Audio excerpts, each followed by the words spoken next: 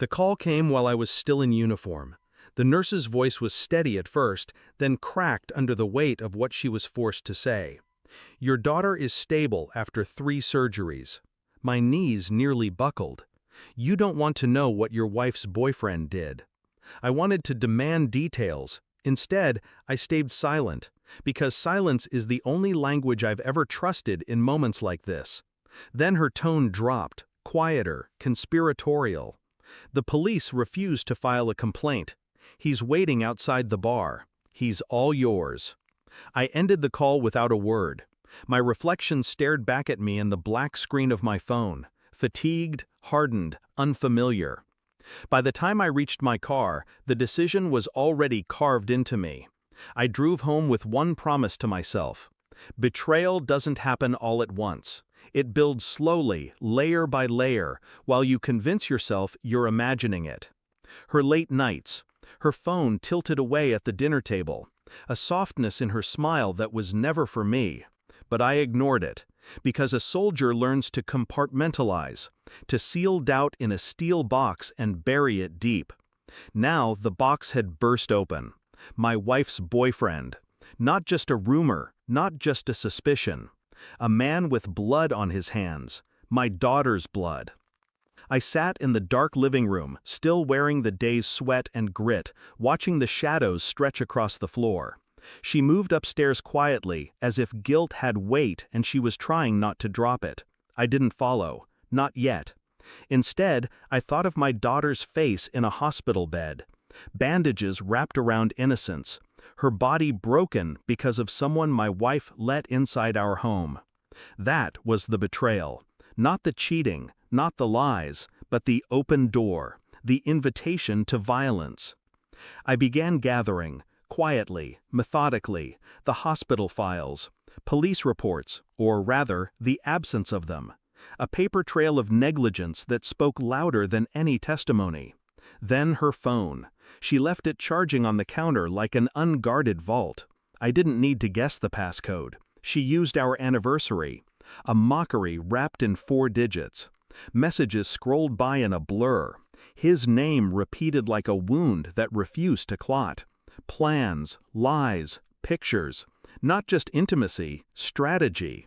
They had been building a parallel life, one I was never meant to see. And in those messages, one detail stood out. The night my daughter was hurt, she had been left alone, while they were together. That was enough. Enough to end her, enough to him. But not with rage. Rage is sloppy. I've seen men burn everything in a fire of emotion only to choke on the smoke themselves. No, this had to be done with precision.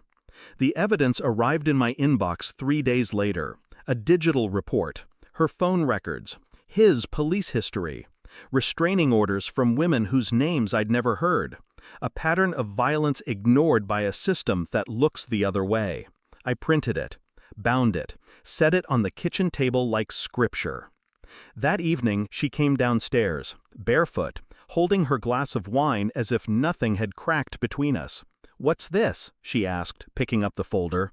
Her hand trembled by the 2nd page.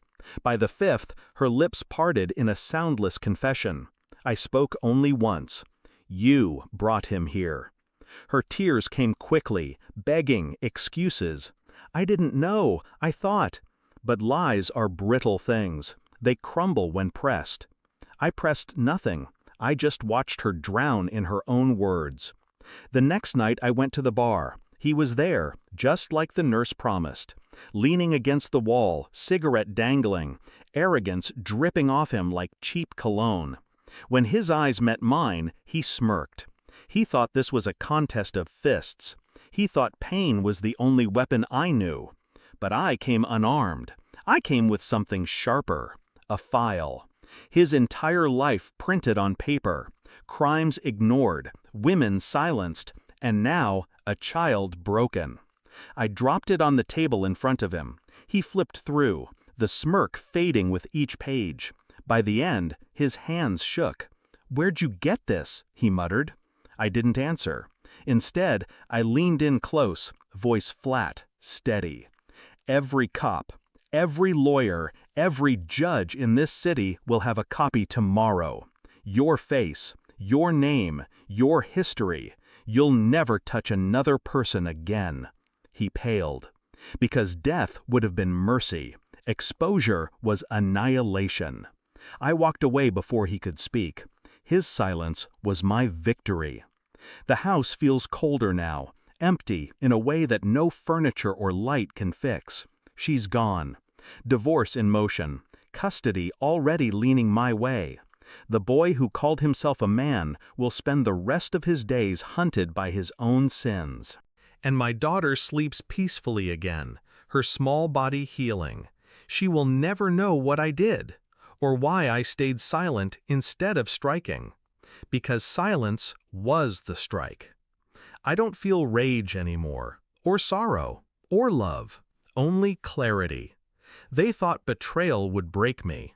They thought violence would define me. But I don't break. I don't burn. I erase. I didn't bury my enemies. I left them alive, forced to choke on the ruins they made. Thanks for watching. Don't forget to like, share, and comment. Subscribe now to Cheating Stories Insight World for more amazing stories.